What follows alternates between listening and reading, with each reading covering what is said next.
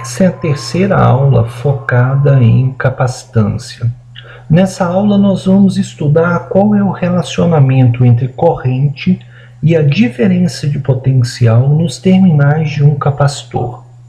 Além disso, nós também vamos entender como que a gente pode associar capacitores. Para um bom entendimento dessa aula, é desejável conhecimento de integração e derivação e que os conteúdos referentes a campo elétrico, potencial elétrico, carga e corrente elétricas estejam bem entendidos. Também é conveniente que as duas primeiras partes desse conjunto de aulas que tratam de capacitância já tenham sido assistidos, porque alguns conceitos estão melhor detalhados nessas aulas. Muito bem, nas aulas anteriores, a gente aprendeu que um capacitor é qualquer componente de dois terminais, utilizado, construído a partir de duas placas condutoras separadas por um isolante. A gente viu também que em um capacitor a gente pode acumular cargas, ou seja, a gente pode armazenar energia através deste acúmulo de cargas. Quando a gente fala carregar um capacitor, nós estamos falando de colocar em cada uma das suas placas condutoras o mesmo módulo de carga, porém cargas com sinais trocados. Ou seja, uma das placas vai ficar positivamente carregada, a outra vai ficar negativamente carregada. Tá? Devido a essa forma de carregar o nosso capacitor, nós vamos ver surgir entre essas placas, entre os terminais desse capacitor, uma dada diferença de potencial elétrico, uma dada tensão. Muito bem, nós também aprendemos numa aula anterior que a capacitância é a razão entre carga e diferença de potencial devido a essa carga nas placas do nosso capacitor. Ou seja, a carga acumulada num capacitor é igual à capacitância desse capacitor, que depende de parâmetros construtivos da geometria e do material isolante utilizado na construção, material isolante este colocado entre as placas, e depende também da tensão, da diferença de potencial entre as placas do nosso capacitor. Então, carga é capacitância vezes diferença de potencial. Basicamente, uma capacitância é a medida da capacidade do nosso dispositivo, do nosso componente, em armazenar energia em seu campo elétrico. Tá? A gente viu que a partir do momento que a gente começa a acumular cargas no nosso capacitor, a diferença de potencial ela vai variando de acordo com essa quantidade de carga sendo acumulada, e a razão entre carga e diferença de potencial é constante e igual à capacitância.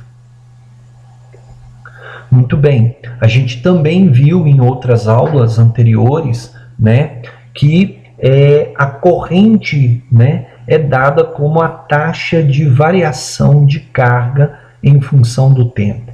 Qualitativamente, corrente pode ser definido como um fluxo ordenado de cargas elétricas.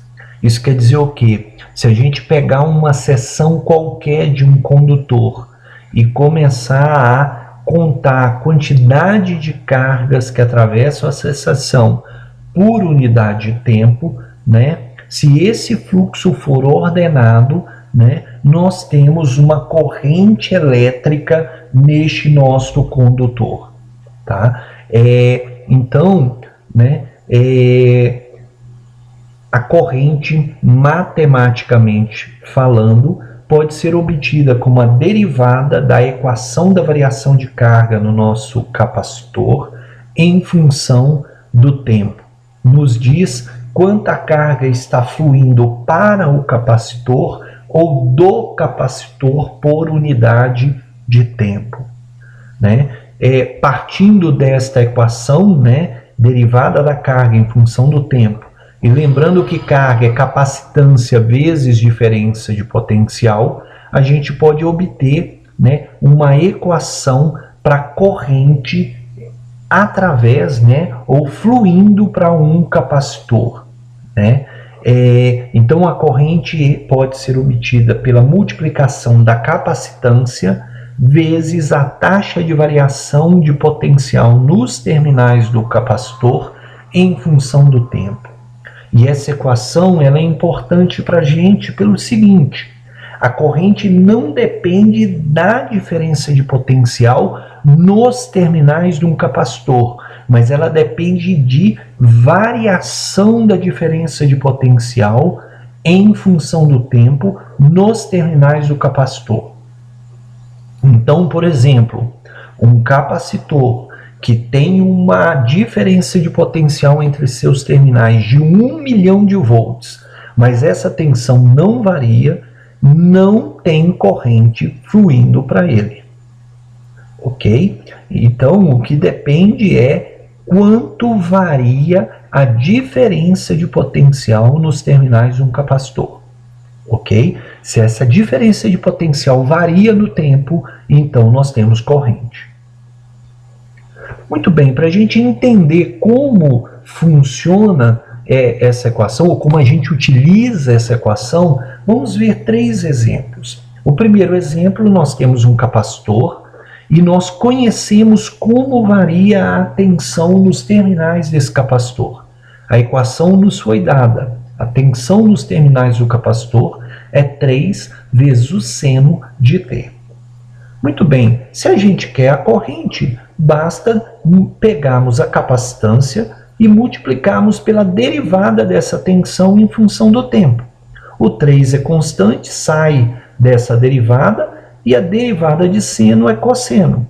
Então, um capacitor que tem uma capacitância variando segundo essa equação dada, vai ter uma corrente variando segundo essa outra equação. 3 vezes a capacitância vezes o cosseno do tempo. Por exemplo, se a gente quiser saber qual é a tensão e a corrente nesse capacitor quando t é igual a 10 segundos, basta a gente substituir o tempo nas duas equações por 10 segundos e efetuarmos o cálculo normal. Um detalhe importante: neste caso, nós temos que trabalhar com o ângulo em radianos, tá? Então a tensão vai ser 3 seno de 10 radianos, porque o tempo é 10 segundos. Nessa equação de baixo, a mesma coisa. A corrente vai ser 3 vezes a capacitância vezes o cosseno de 10 radianos.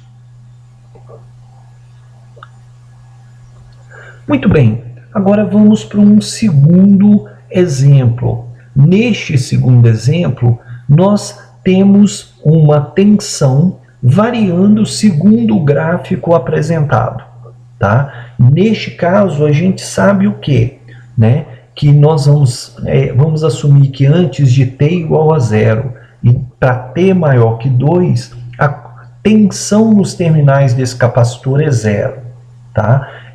Entre 0 e 1 segundo, ela varia linearmente, né? Segundo essa reta. E entre 1 e 2 segundos, ela varia linearmente segundo a equação dessa segunda reta. Muito bem, a primeira coisa que a gente pode fazer é o quê? Obter a equação dessas duas retas. A primeira reta é uma reta que vai de 0, 0 até 1, 10. Né? Ela vai ter inclinação de 10, e lembrando lá da geometria analítica, a equação dessa reta vai ser o que? V, a diferença de potencial, igual a 10t. Então, esta é a equação dessa reta entre 0 e 1 segundo. A mesma coisa a gente pode fazer para a segunda reta. Tá? Ela sai do ponto t igual a 1, v igual a 10, para o ponto t igual a 2, v igual a 0. Com isso, nós podemos encontrar, lembrando também lá da geometria, que a tensão vai ser menos 10t mais 20. Ou seja, esta é a equação da nossa segunda reta. Ok? Nós podemos, então, resumir esse gráfico algebricamente da forma que está apresentada aqui. Para t menor que 0, a tensão é 0. Nós estamos admitindo isso. Entre 0 e 1 segundo, a tensão é 10t, que é a equação dessa reta. Entre 1 e 2 segundos, nós vamos ter menos 10t, que é a equação dessa segunda reta. E aí, a partir de t igual a 2 segundos, nós vamos ter a tensão igual a 0. Então, o que nós fizemos aqui foi definir a tensão, né, em cada um dos intervalos de interesse. Muito bem, queremos obter a corrente. A corrente é o quê? É a capacitância vezes a derivada da tensão em função do tempo. Essa equação ela é bem clara. Olha, eu quero saber qual é a corrente num dado instante de tempo. Eu tenho que saber o seguinte: como varia a tensão nesse instante de tempo. Tá? Não me interessa como variava a corrente, a tensão antes ou depois. Eu preciso saber como varia a tensão agora. Tá? Então, a gente pode aplicar esta equação em cada um dos intervalos. Com isso, nós vamos ter o quê? Que para t menor que 0, a corrente era 0, ela era constante. Tá? Então, a derivada de 0 de uma constante é 0, a corrente vai ser 0. Tá?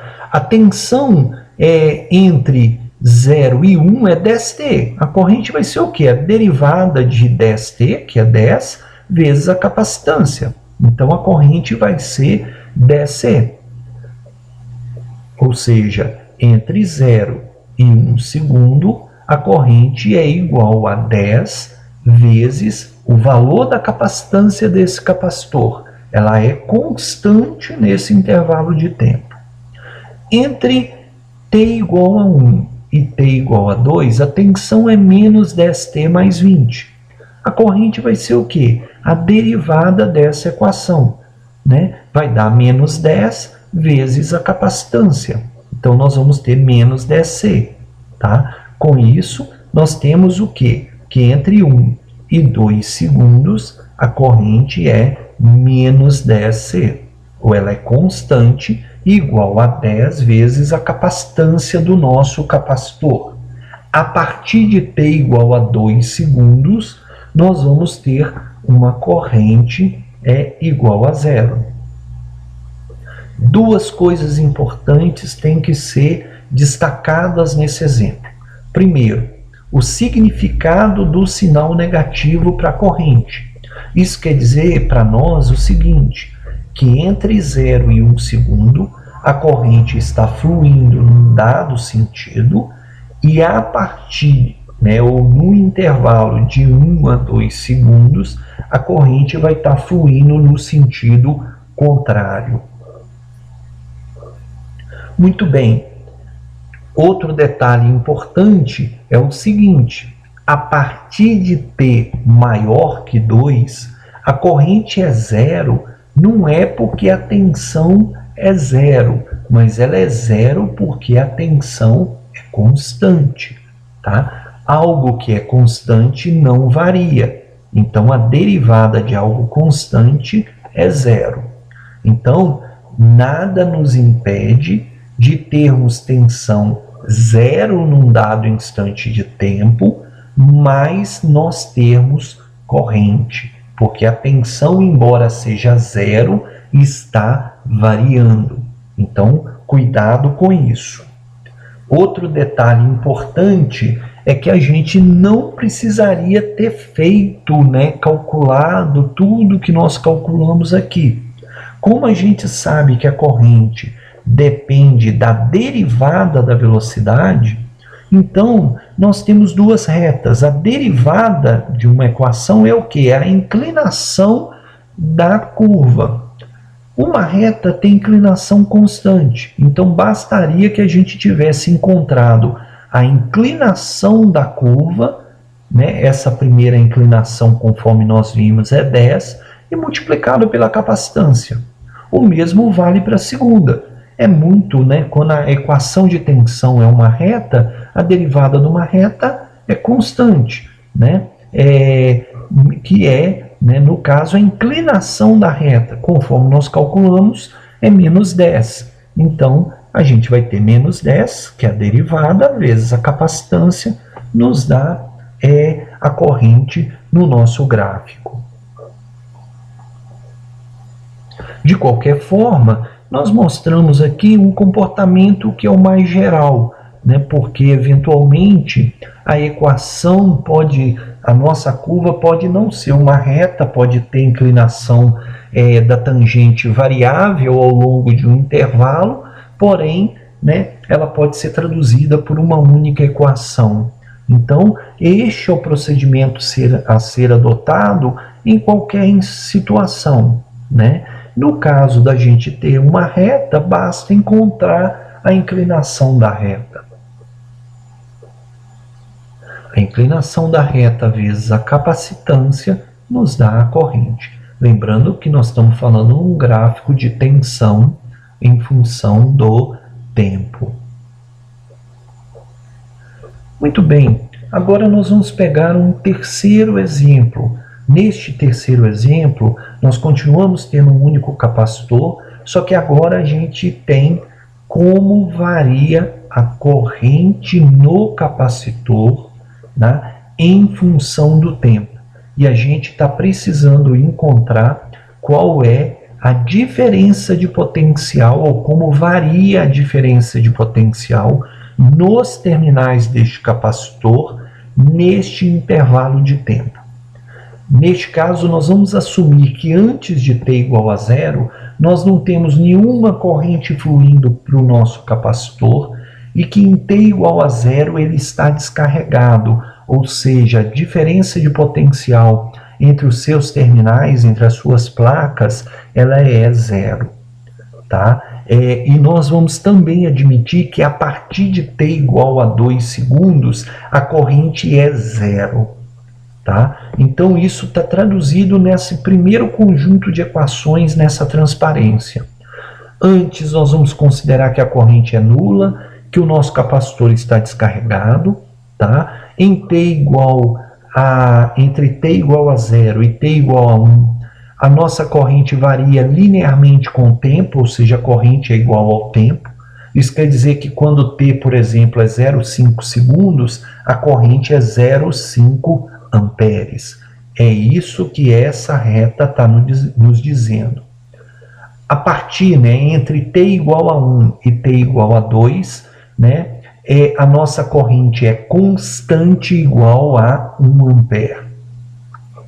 A partir de t igual a 2 segundos, a nossa corrente através do capacitor é zero, ou seja, nós não vamos ter nenhuma carga fluindo para ou do capacitor.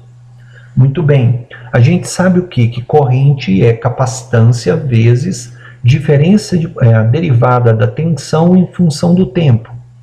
A gente quer o comportamento da tensão, porque a corrente, o gráfico está nos dizendo. Então, passando o dt e o c para o segundo membro, nós vamos ter que dv é 1 sobre c e dt. Como o primeiro membro está definido todo em função da diferença de potencial V, e o segundo membro, corrente e dt, estão em função do tempo, nós podemos integrar a equação nos dois lados. No primeiro membro, nós vamos ter o quê? A nossa tensão varia de V0, que a gente sabe inclusive que é zero, até V, e V0 é a tensão nos terminais do nosso capacitor em t igual a t0, no caso, 0 segundos. E num tempo t qualquer, nós vamos ter uma dada tensão V qualquer nos terminais do nosso capacitor. O primeiro membro dessa equação é uma integral de dV. Então, a integral de dV é V com V variando de V0 a V. Então, nós vamos ter V menos V0 igual a integral de T0 a T de 1 sobre C I dt. Tá? O 1 sobre C é uma constante, pode sair dessa integral. Então, esta equação ela nos diz como varia a tensão no nosso capacitor em função da corrente que o percorre. Muito bem, nós vamos, o V0 é 0, o T0 é 0, no nosso caso, o problema nos disse. Então, o que nós temos?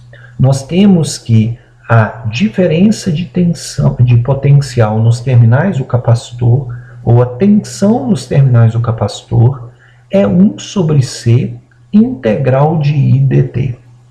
Muito bem. Antes, nós estamos assumindo que nada ocorria com o nosso circuito. A corrente é 0, a diferença de potencial é 0. Muito bem. Em t igual a 0, o que acontece? Nós começamos a ter uma corrente fluindo para o capacitor segundo este gráfico apresentado. Então, a gente sabe o quê? Que a tensão entre 0 e 1 segundo no nosso capacitor vai ser 1 sobre C integral de I dt, em que o I, conforme nós vimos anteriormente, é igual a T. Então, nós vamos ter uma integral de t dt entre um tempo 0 e um tempo t qualquer entre 0 e 1 segundo. Então, calculando esta integral, durante este intervalo, a gente obtém a tensão no nosso capacitor. Bem, o que a gente pode entender disso aqui? Inicialmente, a tensão é 0, e à medida que o tempo vai passando, a nossa tensão nos terminais do capacitor vai variando. Vai variando de 0 até um dado valor quando t igual a t. No limite do nosso intervalo, ou seja, quando t igual a 1, nós vamos ter uma tensão que vai ter um valor associado quando t igual a 1 na equação que a gente obtiver. Muito bem. Aí agora o que vai acontecer?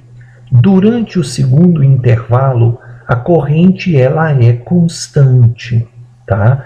Só que o que acontece? A gente tem que lembrar que uma integral lá na matemática é como se fosse uma memória.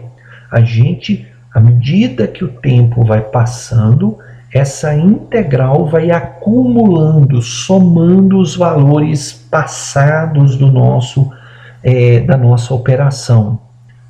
A gente sabe que uma integral é uma área abaixo da curva. Então, à medida que o tempo vai passando, a área embaixo dessa curva vai variando, ela vai se acumulando de acordo com a nossa função. Por que isso é importante para nós? Quando a gente começar a analisar o intervalo entre 1 e 2 segundos, que é a terceira linha da nossa equação aqui, o nosso circuito ele já tem um passado, ele já tem um acúmulo ou uma dada diferença de potencial devido ao tempo passado. E isso vai estar armazenado, acumulado nessa nossa primeira operação de integração. Então, quando a gente vai analisar o nosso segundo intervalo de interesse entre 1 e 2 segundos, nós temos que considerar o passado do nosso capacitor. E isso está sendo refletido na nossa equação através dessa primeira integral, que é a integral do primeiro intervalo do início ao fim do primeiro intervalo. Então, a tensão no capacitor entre 1 e 2 segundos vai ser a tensão que eu tinha em t igual a 1 mais o que ocorrer a partir de t igual a 1. Então, essa primeira integral me diz o que eu tinha quando t era igual a 1, ou o passado do nosso capacitor. E esta segunda integral me permite calcular, né, a tensão em qualquer instante de tempo t entre 1 e esse instante de tempo t. Ou seja, melhor dizendo, né, para eu saber qual é a tensão no instante de tempo t, eu tenho que saber qual foi o passado entre 0 e 1 e o que ocorreu entre 1 e o tempo t. É exatamente isso que essa operação de integração está fazendo. Muito bem, aí o que vai acontecer? Quando a gente pegar para t maior que 2 segundos, nós vamos ter que analisar todo o passado do nosso capacitor, que no caso se resume ao que aconteceu com ele entre 0 e 1 segundo, com relação à tensão, que é o nosso foco de cálculo aqui, mais o que aconteceu com ele entre 1 e 2 segundos. Por isso, né, é que nós temos todo o passado sendo analisado. Nós teríamos aqui mais uma integral, que é a integral de 2 para frente. Mas de 2 para frente, nós estamos assumindo que a corrente é zero. Então, nós não vamos ter nenhuma integral a partir de t igual a 2, porque nós vamos ter 0 vezes no interior da nossa integral. Então, essa integração ela vai ser nula. Tá? Com isso, nós vamos ter o quê? Nós vamos ter que, né, o passado nós consideramos que tudo era zero. A partir de t igual a zero, nós vamos ter que a tensão varia segundo uma equação de uma parábola, t ao quadrado sobre 2c. Então, entre 0 e 1 segundo, nós vamos ter uma variação segundo uma curva de parábola. Né? Entre 1 e 2, a tensão no nosso capacitor, enquanto a corrente é constante, a nossa tensão varia linearmente, né? E ela vai variar de 1 sobre 2t em t igual a 1 até uma tensão igual a 3 sobre 2c em t igual a 2. Lembrando que C é o valor da capacitância do nosso capacitor. A partir de t igual a 2 segundos, nós não vamos ter nenhuma corrente no nosso capacitor. Isso quer dizer o quê? Nós não temos nenhuma carga fluindo para o capacitor, nem nenhuma carga deixando o capacitor. Então, o que acontece? Se ele acumulou carga até t igual a 2 segundos, ele vai ter uma diferença de potencial entre os seus terminais. E enquanto eu não tiver corrente, essa tensão vai ficar constante e igual a 3 sobre 2c. 3 sobre 2c é o resultado dessas duas operações de integração aqui. Tá? Então, o que acontece? Quando a gente está analisando a tensão num capacitor, né, usando como parâmetro a corrente, a gente precisa saber o passado, né, para a gente poder saber qual é o valor atual. Né? É a forma como a gente utiliza uma integral numa equação. Ok?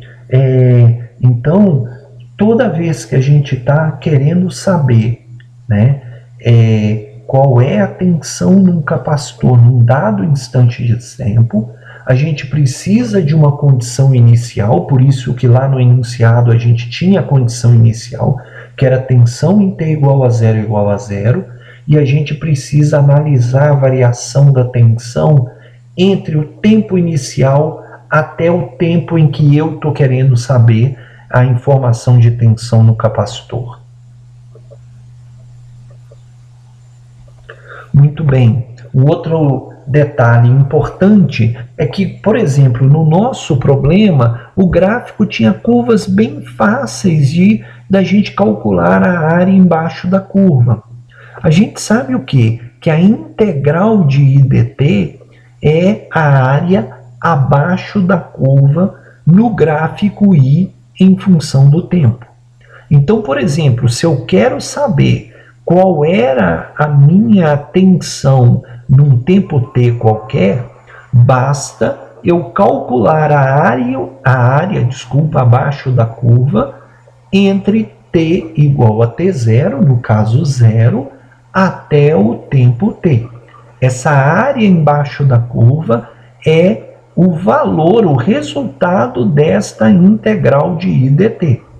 Uma vez a gente tendo a área abaixo da curva, para a gente obter a tensão, a gente tem que multiplicar a área por 1 sobre c. E aí a gente tem a tensão no instante de tempo t qualquer. Ok? Agora, cuidado, né? A gente tem que lembrar que a nossa integral era v menos v0 igual a integral. Ok? Então, o que acontece? Se o tempo t igual a t0 não fosse t igual a 0 e a carga não fosse zero, digamos que eu tivesse uma carga ou uma tensão, melhor dizendo, de 10 volts no nosso capacitor, a gente teria o quê? V menos V0, que seria V menos 10, igual a 1 sobre C, integral de T0 a T I dt. Então, a gente teria que calcular a área a partir de T igual a T0 até a T igual a T, para a gente ter o valor dessa integral. É o único cuidado que a gente tem que ter. Muito bem, vamos caminhar mais um pouquinho. Nós vimos que os capacitores são dispositivos que podem armazenar energia no seu campo elétrico. Também vimos que essa capacidade de armazenamento depende da construção do capacitor, ou seja, de geometria, basicamente, do material utilizado como dielétrico, como isolante entre as suas placas condutoras. Muitas vezes, o que a gente precisa fazer?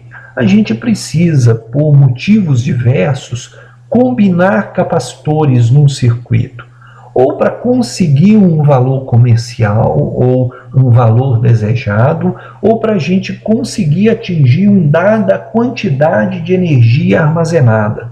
Tá? Então, quando a gente precisa combinar capacitores num circuito, a gente pode associar esses capacitores de duas formas, basicamente, em série e em paralelo.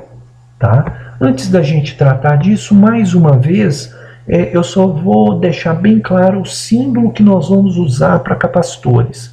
Tá? Embora na literatura os capacitores podem ser simbolizados graficamente por essas duas possibilidades, nas nossas aulas nós vamos sempre usar a segunda destas representações. É a mais comum nos últimos anos em literaturas a respeito de capacitores.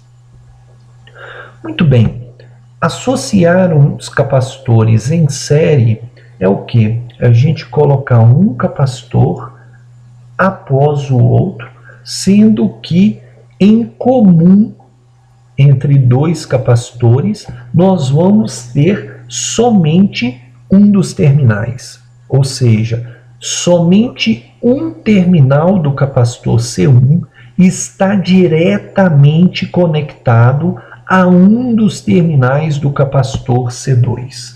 Tá? Quando a gente efetua essa interligação, a gente diz que os capacitores estão conectados em série. Muito bem. O que vai acontecer quando a gente tem capacitores armazenados em série? Digamos que a gente comece a acumular cargas negativas no capacitor C1, tá? Na sua placa mais à esquerda, ok? O que vai acontecer? A gente sabe que a segunda placa do capacitor C1 e a primeira placa do capacitor C2 estão isoladas, porque entre as placas nós temos um isolante. Então, quando a gente começar a acumular cargas negativas na placa esquerda do capacitor C1, os elétrons livres da placa direita vão sendo repelidos para o mais longe possível desta placa do capacitor C1. Porque nós vamos ter um acúmulo de cargas negativas na placa esquerda, os elétrons vão sendo repelidos para o mais longe possível. O mais longe possível vai ser o quê? A placa esquerda do capacitor C2. Com esse deslocamento de elétrons do capacitor da placa direita do capacitor C1 para a placa esquerda do capacitor C2, duas coisas vão acontecer. A placa direita do capacitor C1 vai ficar positivamente carregada e a placa esquerda do capacitor C2 vai ficar negativamente carregada. Bem, quanta carga vai migrar de uma placa do capacitor C1 para o capacitor C2?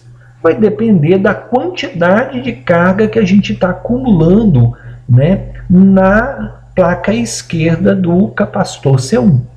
Então, se a gente acumular aqui nessa placa esquerda uma quantidade menos que, nós vamos ter no final do processo mais que acumulado na placa direita do capacitor C1 e nós vamos ter uma carga menos que acumulada na placa esquerda do capacitor C2. Com isso, o que vai acontecer?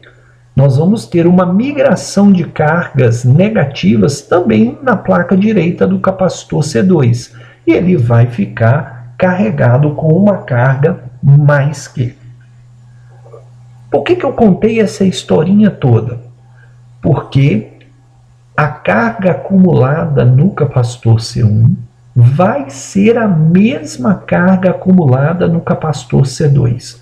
Ou seja, toda vez que nós associamos capacitores em série, a carga acumulada em todos os capacitores ligados em série vai ser a mesma, independente da capacitância desses capacitores.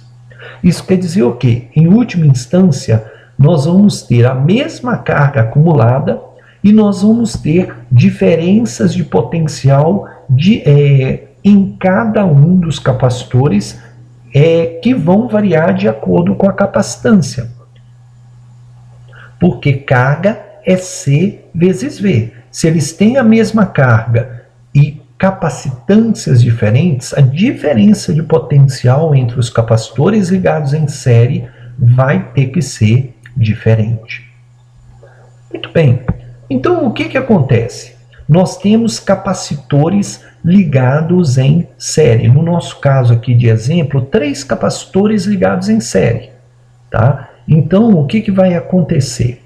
Quando a gente interligar esses 3 capacitores num circuito, nós, nos terminais externos, A e B dessa interligação dos capacitores, nós vamos ter uma dada diferença de potencial, que eu estou chamando aqui de VAB. E nós vamos ter uma corrente através deste circuito. Essa corrente, né, vai ser a mesma nos 3 capacitores. Muito bem. Muitas vezes o que pode acontecer? Para facilitar a análise de circuitos, a gente pode querer trocar 3 capacitores por um único capacitor, tá? Ou seja, é menos componentes para a gente trabalhar. Muitas vezes também o que pode acontecer? Nós podemos ter encontrado um capacitor para colocar num circuito e comercialmente a gente não encontra o valor desse capacitor. Às vezes o que pode acontecer? A gente pode encontrar, como no caso do exemplo, 3 capacitores que somados vão ter o mesmo comportamento desse nosso capacitor único, que no caso eu estou chamando de capacitor equivalente. O que eu estou dizendo é o seguinte: nós podemos trabalhar com esses dois circuitos apresentados e eles são equivalentes, ou seja, nós vamos ter a mesma diferença de potencial entre os terminais A e B e nós vamos ter a mesma corrente fluindo através deste capacitor. Além disso, o que vai acontecer?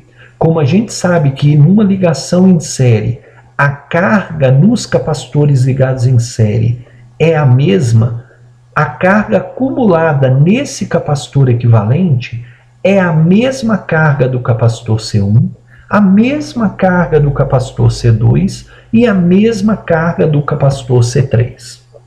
Muito bem, vamos analisar o nosso primeiro circuito.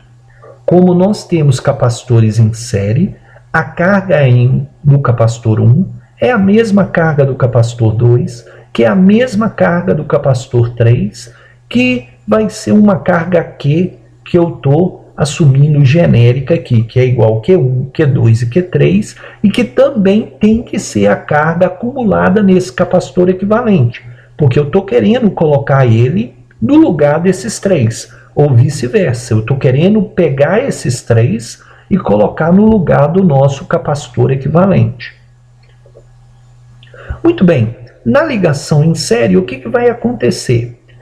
A diferença de potencial entre os terminais A e B vai ser o quê? A soma das diferenças de potencial das tensões em cada um dos capacitores. Então o VAB aqui vai ser o V1 mais o V2 mais o V3, em que o V1 é a tensão entre as placas, a diferença de potencial entre as placas do capacitor C1, o V2 é a tensão ou a diferença de potencial entre as placas do capacitor C2, e o V3 é a tensão ou a diferença de potencial entre as placas do capacitor C3.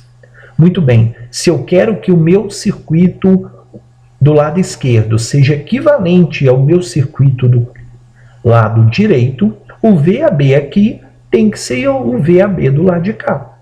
Então, o VAB é V1 mais V2 mais V3. Muito bem. Então, o que vai acontecer? O VAB, neste caso, é a tensão nas placas do equivalente, que é o quê? A carga acumulada nele, que é Q, dividido pela capacitância equivalente dele. Muito bem. Esse VAB tem que ser V1 mais V2 mais V3. Mas o que é o V1? É a carga acumulada nesse capacitor C1, que é Q, dividido pela capacitância dele, C1, mais o V2. O que é o V2? O V2 é o quê? A carga acumulada no capacitor 2, dividido por sua capacitância, C2, mais o V3. Mas o que é o V3? É a carga acumulada no capacitor 3, dividido pela sua capacitância. Né? Com isso, nós vamos ter essa equação em que nós temos a carga se repetindo em todos os membros do lado esquerdo e do lado direito da equação. Então, a carga pode ser simplificada.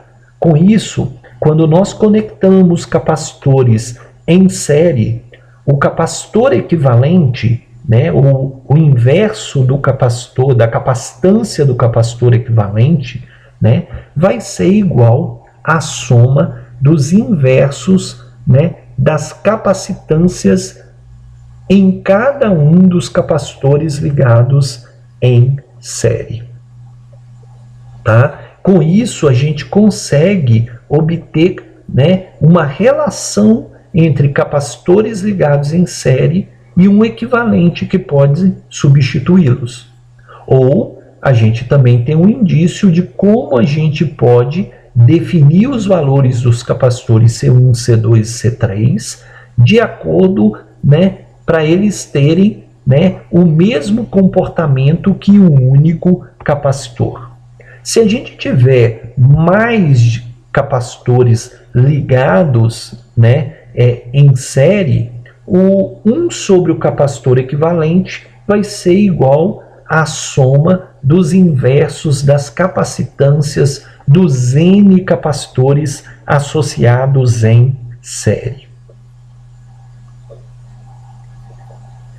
Muito bem, a outra possibilidade que a gente tem para associar capacitores efetuar a associação em paralelo? Bem, no caso da associação em paralelo, o que vai acontecer?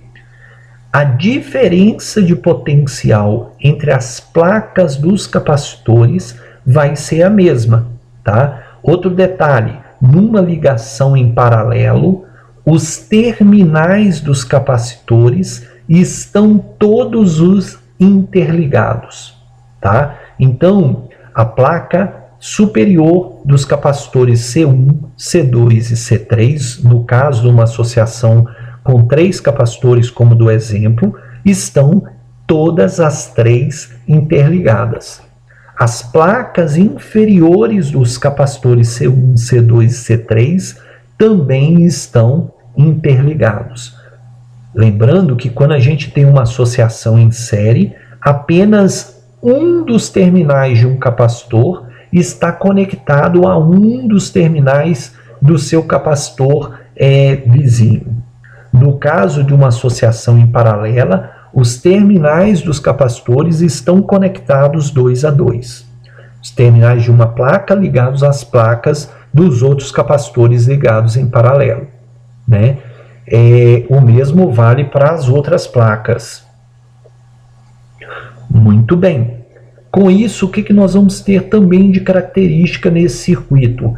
A corrente total que entra nessa associação, ela vai se dividir entre cada um dos ramos em que nós temos capacitores. Então, quando a gente associa capacitores em paralelo, a tensão nas placas é a mesma para todos os capacitores. A corrente total, ela vai ser dividida em cada um dos capacitores. Ela só vai ser a mesma, né? As correntes I1, I2 e I3 vão ser as mesmas se os capacitores C1, C2 e C3 forem iguais. Muito bem. Outro detalhe importante. Então nós queremos substituir esses 3 capacitores por um único capacitor equivalente. Eu quero que esse circuito da direita seja equivalente ao circuito da esquerda. Isso quer dizer o quê? A tensão entre os terminais A e B, nos dois casos, tem que ser a mesma. E a corrente que entra nesse nosso circuito, que eu estou chamando de T, vai ter que ser a corrente através do capacitor equivalente. Muito bem. Com isso, o que vai acontecer? Os capacitores, quando conectados em paralelo, vão ter uma mesma diferença de potencial. Se eles tiverem capacitâncias diferentes, eles vão armazenar cargas diferentes. Então, neste caso, o nosso capacitor equivalente não vai armazenar a mesma carga dos nossos capacitores individualmente, tá? Nós vamos ter que ver o que acontece nesse caso. Muito bem, a primeira relação importante aqui é o quê?